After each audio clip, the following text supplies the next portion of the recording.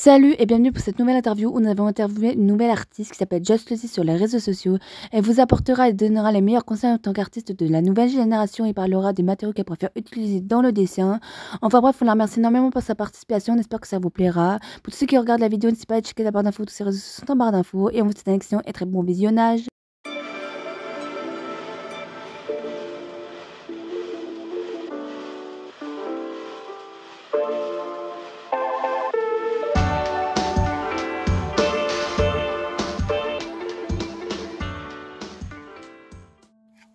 Hey, salut à tous, j'espère que vous allez bien. Moi je m'appelle Lucie, j'ai 21 ans, je suis du signe astrologique Lion et sur Instagram je suis juste Lucie. Comment tes passions artistiques sont-elles venues? Les as-tu toujours eues? En ce qui concerne ma pratique artistique, ma mère vous dirait que je tiens un crayon depuis mes 6 mois de la main gauche, comme elle le répète à chaque fois.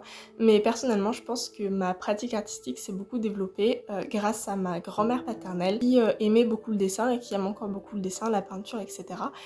Qui m'a fait faire plein d'activités artistiques lorsque j'étais petite et un peu plus grande. Voilà, toujours me faire tester la peinture, la couture, enfin voilà, absolument tout. Et je pense que c'est grâce à elle, en tout cas, que je porte cette véritable passion pour l'art. Qui t'inspire et te motive le plus au quotidien et avec qui rêverais-tu le plus de collaborer? J'ai pas spécialement d'artistes avec lesquels j'aimerais collaborer, mais j'ai pour rêve de sortir et d'écrire un ou plusieurs livres jeunesse, donc ce serait plus une collaboration avec un éditeur qu'avec un artiste en particulier. Puis en ce qui concerne mes inspirations, honnêtement, je serais tentée de vous dire que tout m'inspire vraiment, que ce soit les couleurs, la nature, des anecdotes, des souvenirs que je partage, un artiste, par exemple, voilà, je suis très inspirée par les couleurs de Van Gogh, de ses tableaux absolument magnifiques, mais aussi je suis inspirée par des artistes moins connus. Récemment, j'ai découvert l'artiste Robert Tatin qui fait des statues et lors de ma visite dans son musée, j'ai trouvé ça génial et ça m'a inspiré une illustration par exemple. Après, j'aime aussi aller en librairie, juste pas spécialement pour acheter des livres, mais regarder les divers styles artistiques, voilà, de BD, etc. où c'est vraiment une mine d'or pour les inspirations, trouver des choses qui nous intéressent, etc. C'est absolument génial et j'ai, je le reconnais, un péché mignon pour aller dans le rayon jeunesse parce que je trouve que le style de certains artistes, des styles un petit peu simplistes, je dis pas du tout ça de manière négative, non, au contraire, je suis extrêmement inspirée par tous les styles très épurés, très simples, voilà, où il y a une patte de l'artiste qu'on reconnaît absolument, voilà. Et donc ouais, j'ai un peu ce plaisir caché d'aller lire, regarder les livres pour enfants, pour moi-même me trouver des idées pour mes propres illustrations. Vu que tu fais partie de la nouvelle génération d'artistes, aurais-tu quelque chose à dire à tous les nouveaux artistes qui pourraient regarder cette vidéo? Si j'avais quelque chose à dire à la nouvelle génération d'artistes, ce serait vraiment expérimenter, tester plein de trucs, même des choses auxquelles vous n'êtes pas forcément prédestinés. Voilà, parce que vous pouvez vous découvrir des passions un peu par hasard en tout cas. Et après ce serait voilà, expérimenter mais sans se mettre la pression, parce que je trouve, en tout cas moi qui suis beaucoup dans l'Instagram dessin, on va dire ça comme ça, on se compare souvent aux autres en fait, on en vient malgré nous à se comparer aux autres. Et je trouve que c'est assez bloquant parce que du coup on a tendance à dire ah mais regarde lui il a fait mieux sur ça, elle a fait mieux là-dessus, et du coup c'est assez restreignant et souvent on a peur d'oser tester quelque chose. Mais moi je serais tentée de vous dire que oui, il y aura des gens qui seront plus expérimentés dans un domaine qu'un autre, mais ça veut pas dire que vous pouvez pas faire des choses très belles, etc. aussi. Donc vraiment ce serait expérimenter mais de version zen. Pourquoi tu voulais partager ta passion sur les réseaux sociaux et qu'est-ce qui t'a donné envie de te lancer là-dessus? Alors, pourquoi je me suis mise à poster sur Instagram? C'est très simple, c'était pour ma prépa, parce que avant de rentrer en prépa, je sais pas si vous savez, mais on fait un book qu'on envoie ensuite à l'école, patati patata. On a la possibilité aussi de leur montrer plus de notre travail, notamment à travers un compte Instagram, donc c'est la raison principale qui fait que j'ai créé ce compte Instagram, et après je l'ai gardé et je l'alimente plus ou moins régulièrement. Aujourd'hui je le vois plus comme un carnet de dessin, un carnet d'art virtuel dans lequel je peux montrer ce que j'ai envie ou pas de montrer. Après, je suis une grande passionnée des sketchbook tours, etc. Sur YouTube, sur TikTok, etc. Et j'ai des milliers de sketchbooks, très honnêtement. J'en ai plein de terminés, j'ai plein de projets, etc. Et des fois je me dis que ça pourrait être cool de les partager, mais pour l'instant j'ai pas sauté le cap, donc peut-être un jour, je ne sais pas. Mais je pense que ça pourrait être un projet cool, de plus partager en tout cas. Ton style d'art en 3 mots si possible? Pour ce qu'il en est de mon style artistique, j'ai pas réussi à mettre 3 mots le résumant, mais je serais tentée de vous dire qu'il est fluctuant. J'ai fait une prépa il y a quelques années en sortant du lycée, et dans cette prépa, avec les projets qu'on nous proposait, il fallait toujours qu'on se réinvente, toujours qu'on se diversifie, sinon c'était entre gros guillemets jugé mal et pas intéressant. Ça a un côté très positif de devoir se réinventer, se diversifier, etc. Parce que comme je le disais tout à l'heure, ça permet de découvrir des choses auxquelles on n'est pas forcément prédestiné. Personnellement, j'avais découvert une certaine passion pour le collage en prépa. Je dirais qu'en ce moment, je me mets la pression sur mon style. Je me donne aucune deadline dans le sens si je veux dessiner qu'à l'aquarelle et à l'encre par exemple, je sais pas, je dis ça au pif, et bah je me mets pas de deadline, je fais comme je veux, et si pendant 3 mois je fais un truc et m'expérimenter dessus seulement sur un seul médium, c'est ce que je fais, ou si je décide toutes les semaines de changer, je change. Donc je dirais surtout un style fluctuant, mais en ce qui concerne mes illustrations, je dirais que c'est peut-être du semi-réalisme et de l'enfant, enfin du style très enfantin. En tout cas, je pense qu'on peut résumer ça comme ça. Que préfères-tu créer artistiquement et avec quel matériel, et pourrais-tu nous parler d'un de tes processus créatifs? Pour ce qu'il en est des matériaux que j'utilise, très honnêtement, c'est par phase. Voilà, des fois je peux prendre un truc, garder pendant 6 mois et complètement changer après. En tout cas, pour tout vous dire, à l'heure actuelle, je dessine beaucoup au Rotring. J'en ai pris un pour vous montrer. Où en gros, c'est un espèce de stylo à encre qui se recharge avec de l'encre de Chine. C'est connu pour les architectes, je crois. C'est mon grand-père qui me l'a offert. Enfin bref. Donc il y a l'encre, j'aime énormément travailler à l'encre. Parfois pinceau et encre de Chine, ou parfois de l'encre à travers des stylos. Après j'ai une grande passion pour l'aquarelle aussi, je colorie beaucoup mes illustrations, notamment mes illustrations un peu jeunesse à l'aquarelle, je trouve que ça rend vraiment bien. Et après crayon de couleur pour intensifier l'illustration à l'aquarelle. Et j'ai découvert un truc dont je me sers beaucoup aussi en ce moment, c'est les feutres acryliques de chez Artix. Où c'est un peu un Posca en mieux d'après moi, et du coup j'adore vraiment dessiner avec et colorier avec surtout, c'est vraiment une pépite. Pour ce qu'il en est ensuite de mon processus artistique, souvent je commence par une phase de recherche, sauf si j'ai pas d'idée, donc Pinterest est mon ami dans ce genre de moment. Je cherche pas grand chose en particulier, juste je scroll et des fois il y a une idée qui vient.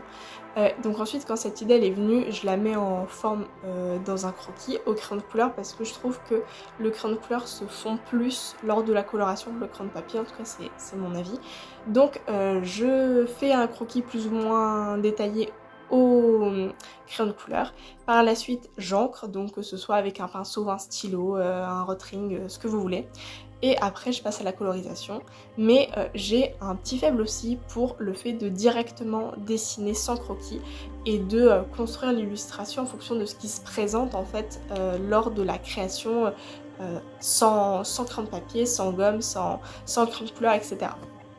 Aurais-tu un conseil à donner pour une personne qui se renferme et qui n'utilise qu'un seul matériel et qui dit qu'elle ne progresse pas au dessin? Alors si j'avais un conseil à dire à une personne qui n'utilise qu'un seul matériel et qui se renferme dedans et qui trouve qu'elle ne progresse pas, alors déjà je serais tentée de dire très honnêtement que, à mon humble avis, progresser ne dépend pas forcément des médiums utilisés. Dans le sens où on peut très bien progresser en art en n'utilisant qu'un seul médium, juste c'est la manière de faire. Je dessine beaucoup en ce moment de femmes que je colorie ensuite avec ces fameux feutres acryliques dont je vous parlais tout à l'heure. Et donc je dessine que des femmes, donc on pourrait dire que je me renferme dans quelque chose, mais au contraire, je trouve qu'en fait, en travaillant seulement sur quelque chose de bien précis, ça me permet d'évoluer, notamment dans la création des corps, parce que je pense que toutes les personnes qui dessinent ont commencé à dessiner leur personnage jusqu'ici, puis ensuite sans les mains, avec les bras dans le dos, etc. Et souvent, les jambes, on les oublie parce que c'est pénible, et les pieds aussi. Donc grâce au fait de vraiment me concentrer exclusivement sur quelque chose, ça me permet de beaucoup plus progresser, notamment au niveau des mains, à faire des personnages entiers dans diverses positions. Après évidemment, je serais tentée de vous dire une nouvelle fois, expérimenter et tester des trucs, parce que souvent on progresse et on découvre des choses auxquelles on s'y attend pas. Personnellement, j'étais pas du tout prédisposée pour dessiner à l'encre de Chine. C'était quelque chose qui m'avait jamais attirée, ou même la photo, même si j'en fais beaucoup moins. C'était des médiums que j'avais pas forcément utilisés et que j'avais plutôt des a priori avec. Et en fait en les testant je me suis rendu compte que c'était absolument génial. Donc je serai vous. Encore une fois, expérimentez. Et si je peux vous donner un petit conseil / exercice, comme je disais tout à l'heure, honnêtement, essayez parfois de dessiner sans croquis, sans crayon de papier, sans crayon de couleur, directement à même la feuille. Alors peut-être qu'il y aura plein de ratés, et souvent c'est comme ça au début, mais croyez-moi, au fur et à mesure où on s'entraîne, etc., on apprend à composer une illustration, par exemple, dans sa tête et la retranscrire après. Et je trouve personnellement que c'est un exercice qui fait énormément progresser. Donc personnellement, je vous dirais ça. Aurais-tu une anecdote sur une de tes créations que tu as faites à nous raconter ? Alors, est-ce que j'aurais une anecdote particulière au sujet d'un de mes projets ? Bah écoutez, pas tellement. En tout cas, j'en ai pas trouvé de croustillante ou vraiment un truc qui m'a marqué, etc. Je me suis dit pourquoi pas vous montrer un projet que j'avais fait en prépa qui sortait complètement de ce que je faisais d'habitude. Justement, tout à l'heure, je vous parlais d'expérimenter. Bah là, c'est ce que j'avais fait. Et du coup, je vais vous le montrer. Donc, pour la petite mise en contexte, on a tous été enfants. Hein. Moi, j'ai été enfant, mes petits frères ont été enfants, etc. Et on a tous eu des jouets, normal. Et en grandissant, les jouets finissent souvent au fond d'un carton ou autre d'ailleurs, enfin bref, on les vend ou quoi que ce soit. Et j'ai eu pour idée je sais pas si on peut dire recycler parce que c'est pas vraiment ça, mais d'en utiliser justement dans un de mes projets qui tournait autour des cabinets de curiosité. Et du coup, je vais vous montrer. Voilà, ça répond pas forcément à la question, mais je me dis ça peut être cool quand même, donc voilà. Donc c'est une boîte que j'avais fait comme ça. Avec c'est des jouets, etc. Et en fait, j'avais créé toute une histoire autour. La boîte avait été faite par mon grand-père. Et voilà, j'avais juste envie de vous le partager parce que je le trouve cool. J'ai fait une cuisine aussi. Et en fait, autour de ce projet, j'avais créé tout un dossier autour des cabinets de curiosité pour ensuite les présenter à la classe. Pour vous montrer rapidement le dossier, c'était ça. J'avais fait un dossier complètement un peu confidentiel, etc. Et dedans, j'y avais regroupé plein d'informations autour des cabinets de curiosité et du personnage que j'avais créé pour ce cabinet de curiosité. Donc voilà, le personnage c'était une femme qui était la propriétaire de ce cabinet de curiosité un peu secret. Voilà, donc c'était pas une anecdote, mais c'était plus pour vous présenter ça, je trouvais ça cool. Donc voilà, j'espère que ce sera bon. Et pour finir, aurais-tu quelque chose d'artistique à nous recommander d'aller voir ? Après, pour finir, est-ce que j'aurais quelque chose à vous recommander en termes artistiques ? Bah tiens, tout à l'heure on parlait de Robert Tatin. Robert Tatin et de ses statues qui, vous le verrez si vous allez voir, sont assez originales, mais personnellement ça m'a inspiré, je trouvais ça vachement cool. Après, sur Instagram, voilà, moi je suis, mais ça il est connu, c'est Julien Nel ou Nil, je ne sais pas, le créateur de la BD Loup. Que j'apprécie énormément. D'ailleurs, il a fait la BD Loup, enfin plein de BD Loup, et à côté, il en a fait plusieurs autres, je crois, dont une BD qui s'appelle Le Viandier de Paul Pett. Honnêtement, c'est génial. Moi, je l'ai presque autant préféré que Loup, parce que vraiment, les dessins sont géniaux, etc. Après, en dessin animé, etc., j'aime énormément je pense que vous allez connaître, vous savez, Spider-Man... mais le dessin animé là avec bref toutes les couleurs et tout, c'est pareil. Et un autre dessin animé où je trouve que c'est un peu un chef-d'œuvre, on s'entend, hein. Mais ce serait le Chapeauté 2. Pour ceux qui ne l'ont pas vu, honnêtement je trouve que graphiquement c'est assez impressionnant et puis l'histoire est géniale et puis voilà, c'est un truc qui se regarde. Après je suis pas une personne qui fait 10 000 expositions d'art, j'en ai fait beaucoup lors de ma prépa, mais là j'en fais plus trop, donc en tout cas c'est les personnes que je pourrais vous proposer d'aller voir. Après soyez curieux, hein, allez voir des artistes même moins connus, voilà, allez regarder leur travail, de toute façon tout est inspirant, donc voilà, c'est ce que j'aurais à vous conseiller. Cette interview est terminée, on espère qu'elle vous aura plu. N'hésitez pas à nous le faire savoir, n'hésitez pas à nous dire aussi quel prochain artiste vous êtes qu'on interviewe. Et sur ce, on se dit à la prochaine pour de futurs contenus et vidéos artistiques, et encore merci de l'avoir regardé.